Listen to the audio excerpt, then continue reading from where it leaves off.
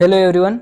या आजच्या लेक्चरमध्ये किंवा याच्या व्हिडिओमध्ये आपण बघणार आहोत की इंग्लिशचं पेपर प्रेझेंटेशन कसं करायचं जेणेकरून आपल्याला मॅक्झिमम मार्क्स स्कोर करता येईल. तर आजच्या लेक्चरमध्ये आपण डिस्कस करणार आहोत आजच्या व्हिडिओ लेक्चरमध्ये आपण डिस्कस करणार आहोत की how to present our paper in a board exam. तर हा पेपर बघू शकता तुम्ही, हा माझा पेपर आहे ज्यामध्ये 80 आउट ऑफ 77 स्कोर केलेले आहेत. जरी की बोर्ड एक्झाम मध्ये एवढे मार्क्स स्कोर करणं कठीण असते, कारण की प्रेशर असतं, तिचं फिलिंग, तिचं वातावरण वेगळं असतं आणि आपण जिथे एखाद्या इन्स्टिट्यूटमध्ये पेपर देतो किंवा एखाद्या कॉलेजमध्ये पेपर देतो ते तिचं वातावरण वेगळं असते. परंतु आपल्याला 75च्या जवळपास 76च्या जवळपास स्कोर करता येते बोर्ड एक्झाम मध्ये. सेक्शन 1 असणार आहे प्रोज. तर बघा, सेक्शन 1 वगैरे असं टाकायचं, त्याखाली अंडरलाईन वगैरे करायचं. प्रॉपर क्वेश्चन नंबर केलेला आहे इथे क्वेश्चन 1. त्याचबरोबर एक मार्जिन ड्रॉ केलेली आहेत आउटसाइडला आणि तिथे A1 टाकला आहे, म्हणजे ए मधला 1. इकडून सुद्धा एक मार्जिन ड्रॉ केलेली आहे पेन्सिलने. हे सगळं तुम्हाला करायचं आहे. आकृती जे आहेत सगळं ड्रॉ केलेली आहेत मधात पेनने आणि बाकी सगळे बॉक्स जे आहे पेन्सिलने केलेले आहेत.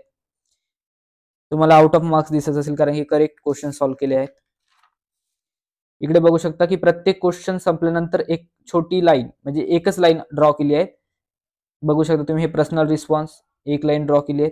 आणि जेव्हा प्रश्न 1 जो आहे क्वेश्चन नंबर 1 हा पूर्ण होतो तिथे काय केले आहेत, 2 रेषा ड्रॉ केलेल्या आहेत. दोन्ही मार्जिन तुम्ही बघू शकता. आणि प्रत्येक प्रश्न संपला की एक लाईन ड्रॉ केलेली आहे. म्हणजे हा 5 A6 संपला की एक लाईन ड्रॉ केली आहे. म्हणजे ते पूर्ण ए हा सेक्शन संपेल, क्वेश्चन 1 मधला ए सेक्शन संपेल, तो तिथे आपण काय केलं, 2 रेषा ड्रॉ केल्या. नंतर लागणार बी. इथे बघू शकता तुम्ही बी, एचाच बी लागला. इथे पण एक संपला की एक रेष, 2 संपला एक रेष, 3 संपला एक रेष आणि नंतर स्पॉट द एरर संपला. तर नंतर आपण 2 रेषा आखलेल्या आहेत. नंतर क्वेश्चन 2 असणार आपल्याला अनसीन पॅसेज.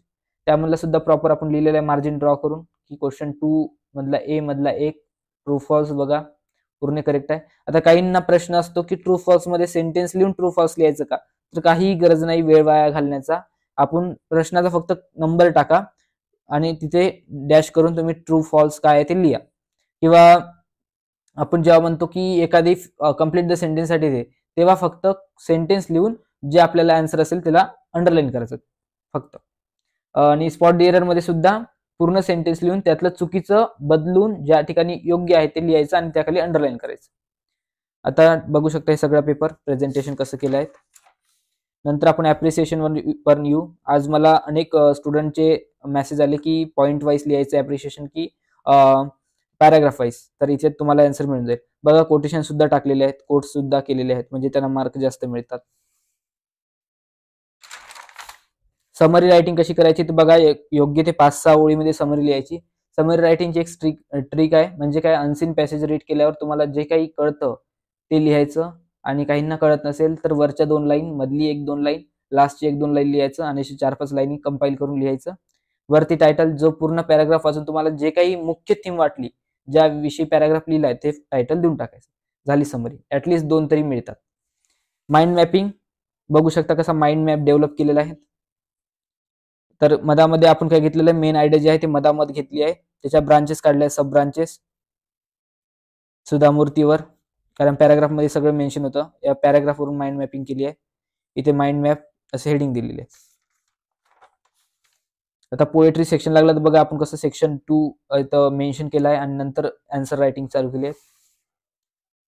इथे कविता कशी बनवायची तर काही नाही, आखरीचे वर्ड्स रायमिंग जुळले पाहिजे असे 4 वर्ड बघायचे आणि ती कविता लिहून घ्यायची. कविताचं एक बेनिफिट असं आहे की तुमचे ग्रामर मिस्टेक जरी झाल्या तरी चालतं, कारण याच्यात एक फिगर ऑफ स्पीच असतो, इन्व्हर्जन, त्यामुळे तुमचं चालून जातं ते कविता. फक्त लास्ट वर्ड रायमिंग करण्याचा प्रयत्न करायचा.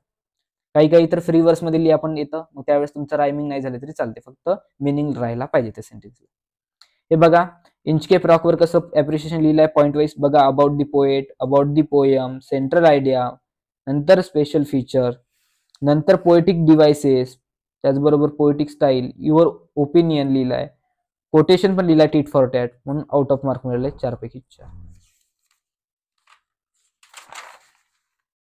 इथे बघा सेक्शन 3 सुरू झालाय.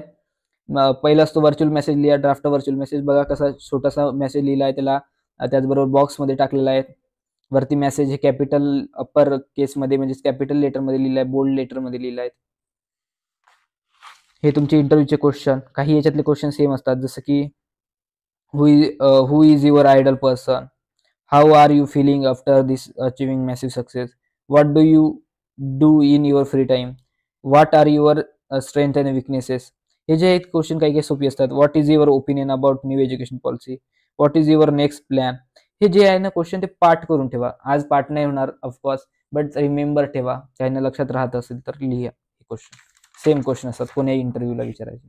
नंतर आखरीत बघा कशा प्रकारे कन्क्लुजन करण्यात आलेलं आहे. हा, नंतर इथे बघू शकता तुम्ही की इथे कंपेअरिंग केलं आहे सूत्रसंचालन, ज्यामध्ये introduction, welcome of chief guest, त्याचबरोबर इथे सगळं वेलकमिंग सॉन्ग, मेन इव्हेंट सगळं सगळं लिहिलेलं आहे इथे. अपील रायटिंग मध्ये बघा चित्र वगैरे काढायचं आहे तुम्हाला. अपील रायटिंग पण बॉक्समध्ये लिहायची आहे. ओके. सेक्शन 4 बघा नॉवेल सेक्शन आहे. ट्रू फॉल्सचे सेंटेन्स नाही लिहायचे, डायरेक्ट ट्रू फॉल्स आहे ते लिहायचं. बघा इथे कम्प्लीट द सेंटेन्स होता, तर बघा आपण आन्सरला काय केलंय, डबल अंडरलाईन केलंय. इथे पण डबल अंडरलाईन केलेलं आहे. बघू शकता अशा प्रकारे आपल्याला बोर्ड एक्झाम मध्ये काय करायचं, पेपर प्रेझेंट करायचं. हे झालं तुमचा पेपर प्रेझेंटेशनची टिप्स. ओके. आणि यामध्ये जे अर्सोड इंग्लिश क्लासेस दिलेला आहे, तर त्याचं काही पेड प्रमोशन किंवा काही नाही आहे. तिथे मी त्या इन्स्टिट्यूटमध्ये मी पेपर